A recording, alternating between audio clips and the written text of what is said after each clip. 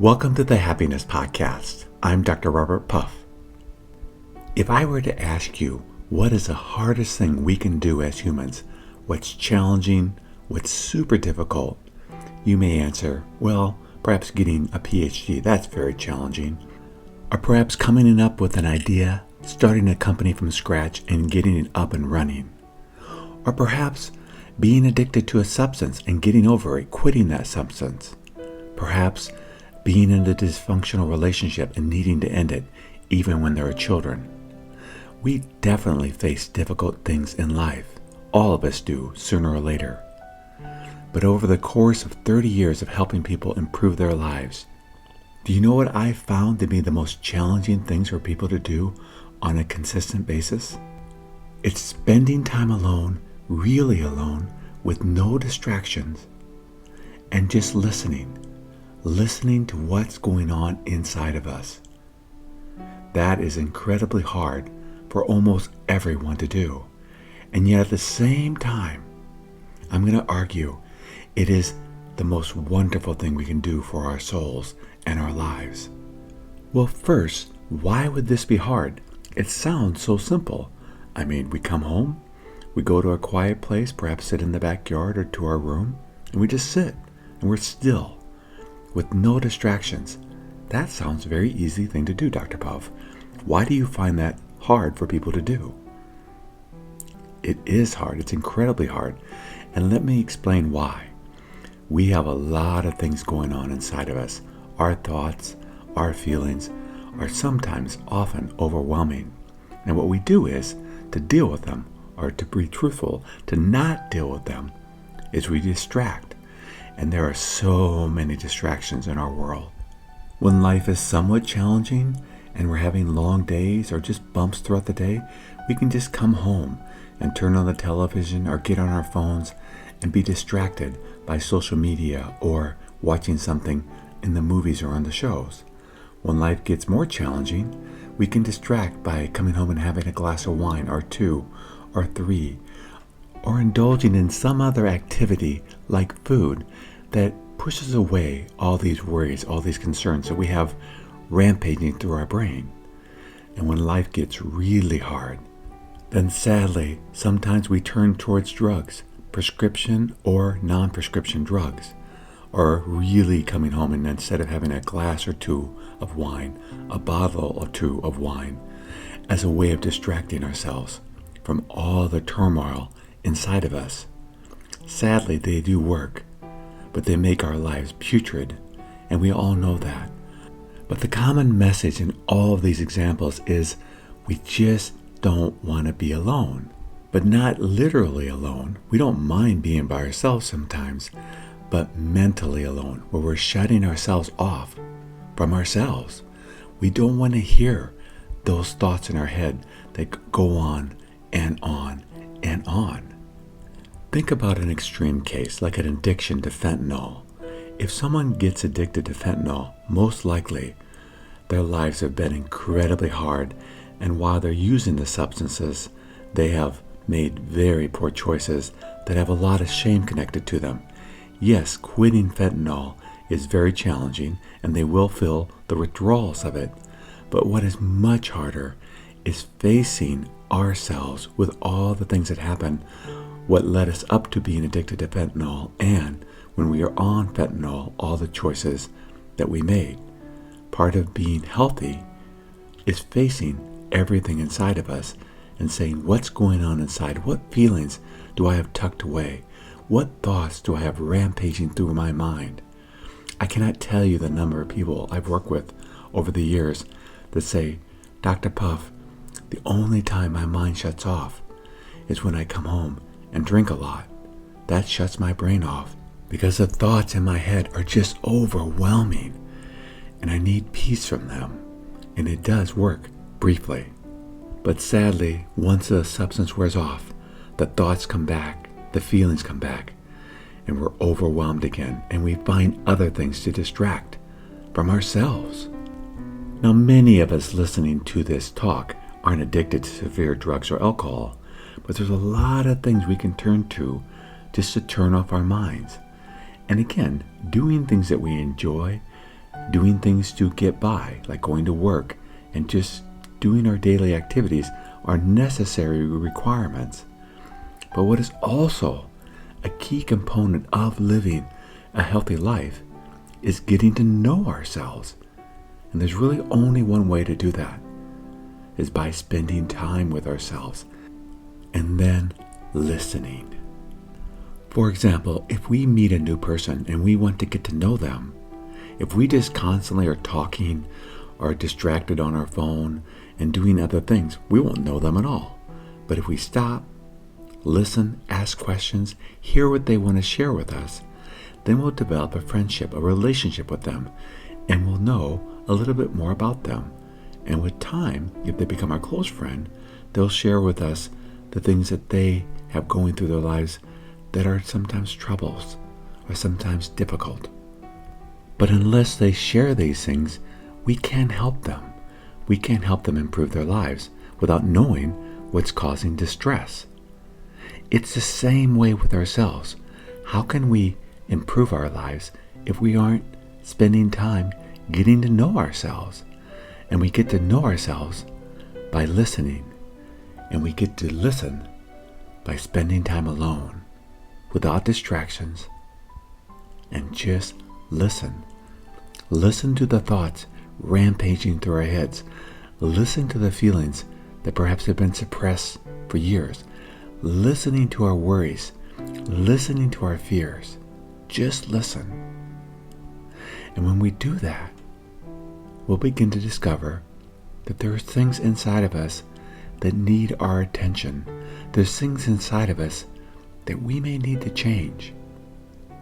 And then we can work on changing them, making changes to the things that we struggle with.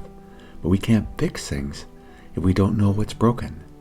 But by spending time alone, we can discover in our lives what is working and what isn't working, what needs to be healed, and what is going well in our lives.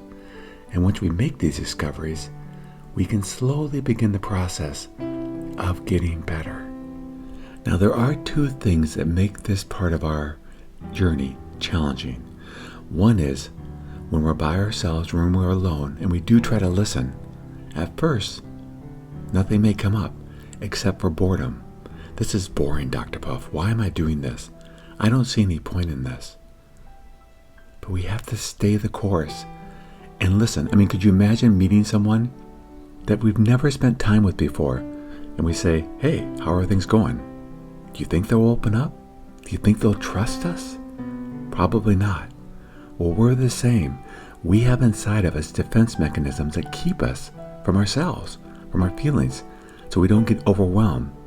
But these defense mechanisms also hurt us. Again, going back to my fentanyl example, fentanyl works. If your life sucks, it sucks a lot less on fentanyl. It's a horrible life, but it does work. It's the same way with the blockage we have towards ourselves. These defense mechanisms, where we shut ourselves off from our feelings, do work, but they come with consequences. So we're going to ask ourselves, is it safer to expose ourselves to our feelings, or is it better just to keep using the numbing techniques to our thoughts and feelings that we've used throughout our life? We're not going to change overnight, but once we understand that, it makes complete sense to periodically have time alone where we're really listening to what's going on inside of us. If we want to change and improve our lives, we have to do this.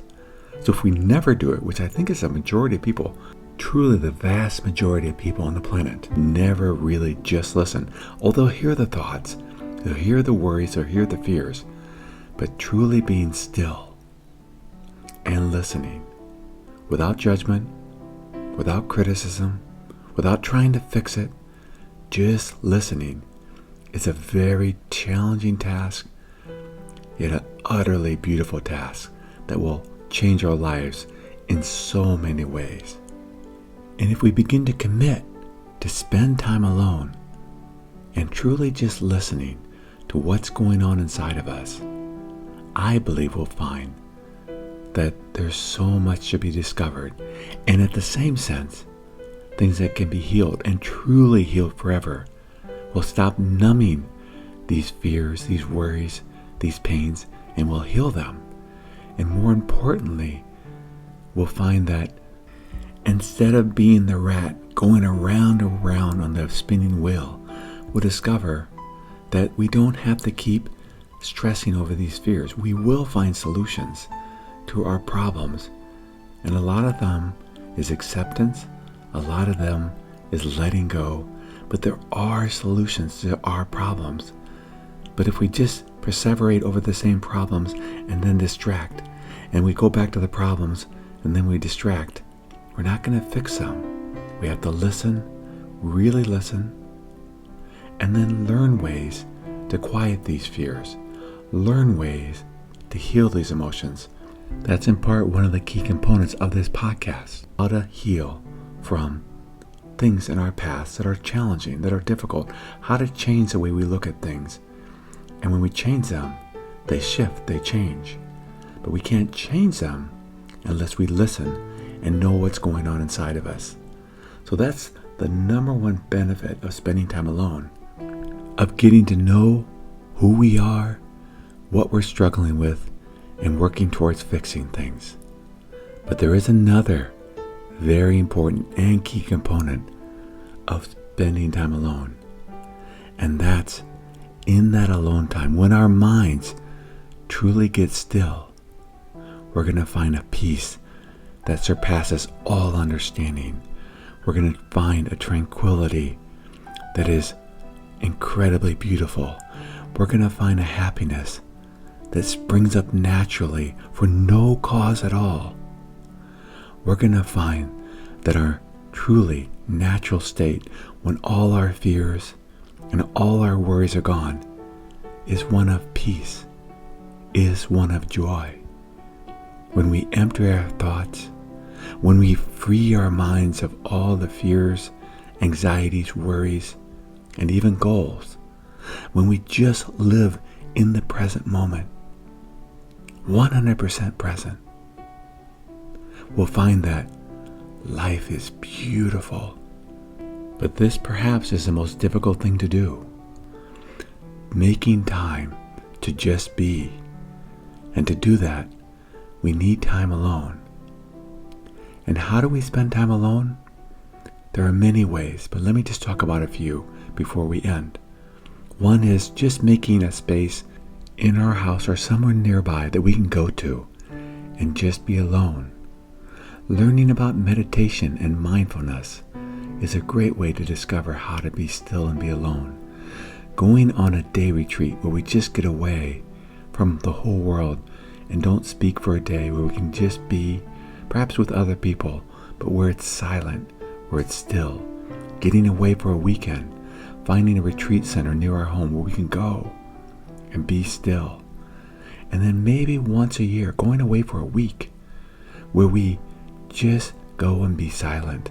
That's more challenging, but it will be a transformational experience if you're ever able to do it. There are so many benefits to spending time alone, but the two big ones are discovering who we are and what's happening inside of us, because so many of us have no idea or run from it or hide from it, hiding from ourselves. But the second thing is when we learn to still the mind, when we learn to be present without all our egoic thoughts and our feelings and everything that distracts us around the world, when we learn just to be alone, we'll find in that aloneness is truly a beauty and a peace that is beyond description and gorgeous. Thank you for joining me on the Happiness Podcast. If you'd like to learn more about the podcast, please go to happinesspodcast.org. And until next time, accept what is, love what is.